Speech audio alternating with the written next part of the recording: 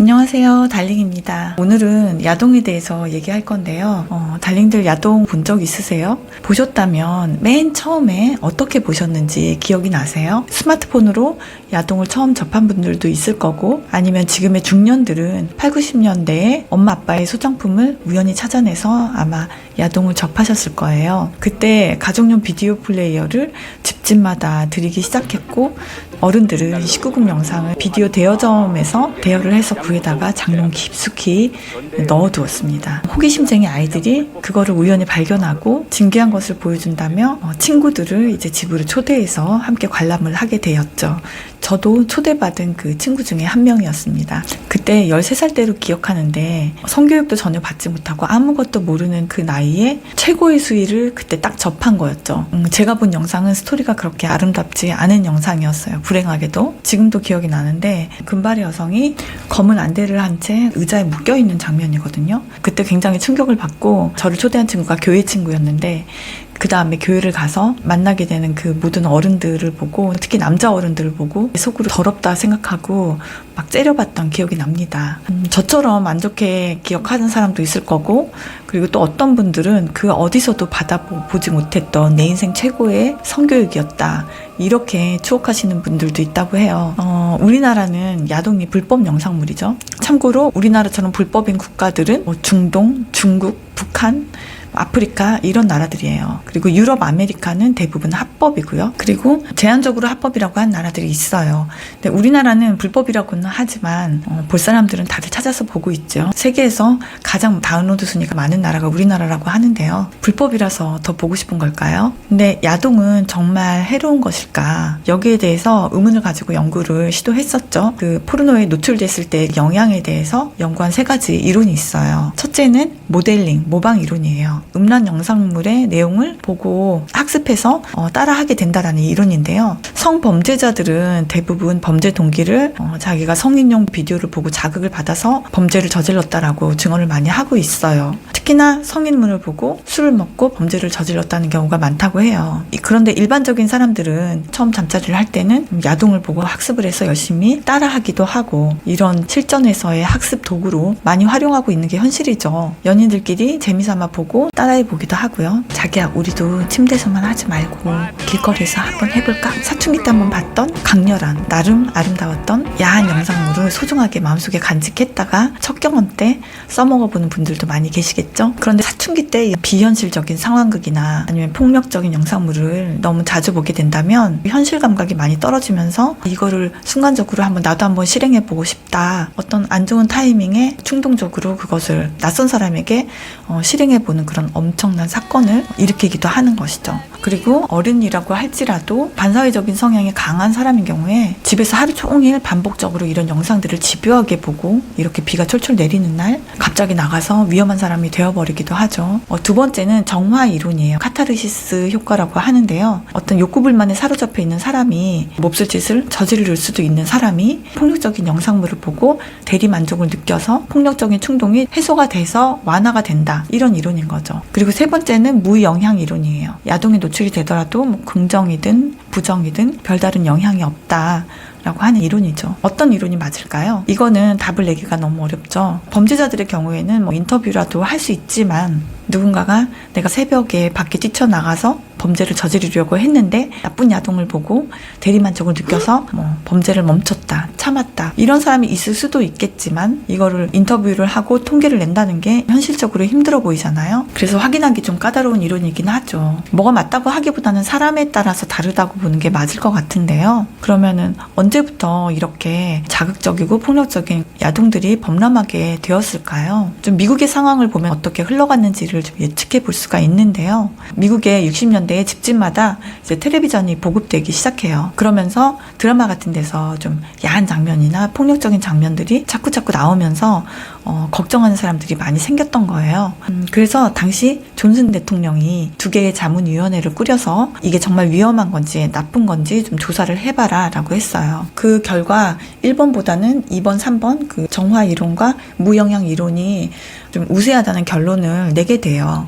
그래서 이제 법이 개정되고 야동 사업이 70년대 이후에 이제 활발하게 전개가 된 거죠. 이때는 그래서 어른이랑 같이 보면 애들도 이런 영상물을 봐도 된다라고 생각을 했대요. 물론 그런 영상들이 지금으로 치면 19금 영상이었겠지만 그렇다고 지금처럼 막 험악한 범죄 상황들 그런 것들을 다루고 그런 영상들은 아니었다고 해요. 처음에는. 하지만 사람들이 점점 실증을 내니까 이 비즈니스를 하는 사람들이 돈을 벌기 위해서 점점 특수하고 좀 자극적인 그런 영상들을 찍기 시작한 거예요. 그래서 영상에 어린이가 등장하고 고통을 주고 이런 장면들이 등장하고 그런 영상 중에 하나를 제가 13세 때 보게 된 거겠죠. 제가 이 컨텐츠를 준비하면서 그때 야동을 봤을 때 제 감정이 어땠지 이거를 좀 찬찬히 생각해 봤어요. 그때는 한동안 너무너무 혼란스러웠거든요. 여러 가지가 마음속에 떠올랐던 것 같아요. 어른들이 굉장히 더럽게 느껴졌다고 했잖아요. 근데 그런 혐오감이 전부는 아니었던 것 같아요. 여자를 좀 묶어놓고 범하는 아주 안 좋은 장르였는데 그 여자가 굉장히 연기를 잘했었나 봐요. 그 공포심이 막 전달됐던 그런 생생한 기억으로 남아있고요. 성이라는 거는 굉장히 무서운 거구나. 성의 권력을 이렇게 남자가 휘두를 수 있는 거구나. 이런 남자에 대한 두려움도 굉장히 느껴졌었던 것 같아요. 그 와중에 그 여배우가 금발에 굉장히 아름다웠었거든요.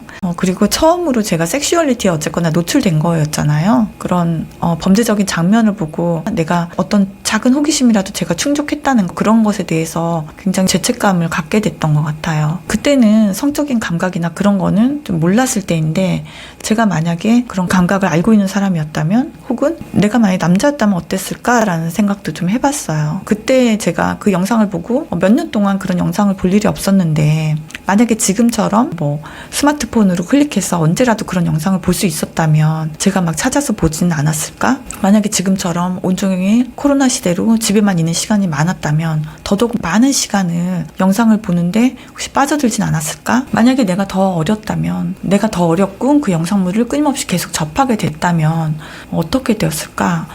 어쩌면 내가 남자였다면 자위 중독이 되었을지도 모르는 일이죠. 아니면은 사이버 섹스 이런 데 호기심으로 빠져들었을 수도 있고요. 호기심에 남들한테 제 몸 사진을 이렇게 찍어서 재미삼아서 올려보는 그런 엄청난 실수를 했을지도 모르겠어요. 그 조사 결과처럼 무조건 야한 동영상이 해롭다 이렇게 할 수는 없겠지만은 범죄자들이 말했듯이 유해한 이런 영상들을 반복적으로 시청하면 폭력적인 모습을 보인다는 심리 실험 결과도 있거든요. 폭력적인 영상물을 시청하고 나온 팀 그리고 평온한 영상을 시청하고 나온 팀들에게 사람의 모형에 다트를 던져보라고 한 실험이 있었거든요. 그랬을 때 폭력적인 영상을 보고 나온 팀에서 사람에게 다트를 던지는 확률이 훨씬 더 많았다고 해요. 특히나 얼굴 부위에 집중적으로 다트를 던졌대요. 그래서 분명히 폭력적인 범죄물 이런 야동들을 아주 반복적으로 많이 보게 되면 어느 정도 그 내용에 동조하는 그런 경향이 나도 모르게 나타난다는 거죠. 이런 영상을 볼 때 비판의 자세가 절대적으로 필요하다. 나쁜 영상들을 가끔씩 발견하게 되잖아요. 그럴 때 그것을 소비하는 게 아니라 굉장히 불편한 마음을 환기시켜야 되겠죠. 후끈 달았던 그런 마음이 굉장히 불편한 감정으로 돌아설 수 있어야 되겠죠. 비난하고 신고하고 이런 반응들을 일관되게 좀 보일 필요가 있죠. 그래야지 이런 영상물을 제작하지 않겠죠. 돈이 안 되면 만들지 않을 테니까요. 저도 처음에 영상을 봤을 때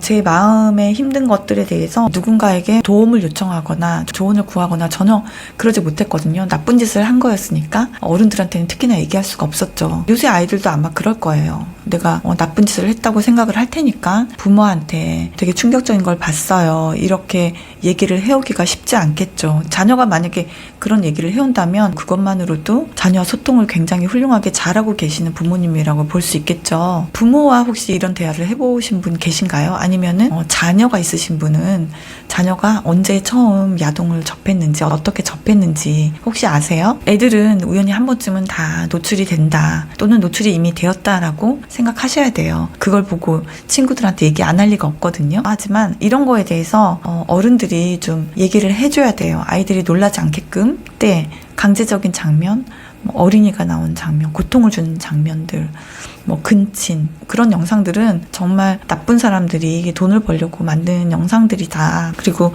저런 영상을 보면 굉장히 찜찜하고 마음이 불편했을 거다. 그게 사람에 대한 어떤 존중이 없어서 마음이 굉장히 불편하고 죄책감이 느껴졌을 거다. 그 어른들이 굉장히 잘못한 거다. 우리나라에서는 저런 영상을 만들어서 올리는 것 자체가 신고하면 정말 감옥 가야 되는 그런 중대한 범죄이다. 그런데 사람의 뇌가 굉장히 수동적인 구석이 있어서 이런 거를 반복적으로 많이 봤을 때는 성관념이 이상해지거나 안 좋은 영향을 받을 수 있다. 특히나 어린 친구들이 보면은 또 마음의 상처를 입을 수 있으니까 누가 저런 거 봤다고 하면 뭘 본 건지 좀 차근차근 설명하고 누구라도 주변에서 좀 얘기를 해줘야 하죠. 이런 대화를 한 번만이라도 한 경험이 있다면 이런 영상물을 발견하면 뭔가 혼란스럽거나 아니면 탐닉하거나 그렇게 되지 않고 좀 비판적인 시각을 딱 가질 수 있는 거죠. 어른들이 야동을 보는 기준, 얼마나 자주 보느냐 이런 것도 굉장히 중요하지만 역시 가장 중요한 거는 비판적인 시각인 것 같습니다. 사회 아이들을 지킬 수 있는 이게 어른들의 최소한의 노력인 것 같아요. 오늘은 좀 성교육 같은 영상이 되었는데요. 에로티즘에는 한결같이 침을 흘리게 되지만 그래도 우리는 보배로운 비판의 눈을 가지고 있죠. 우리 달링들이 사람에 대한 그 존엄성이 없는 그런 영상을 보고 흥분하실 거라고 생각하고 싶진 않아요. 사랑합니다, 달링. Last, try to let go of the past. I close my eyes, embrace the black. Sleepless nights and headaches stack. Restlessness to hell and back. What's my purpose? What do I grab? A slippery surface, a heart attack. And sometimes you just gotta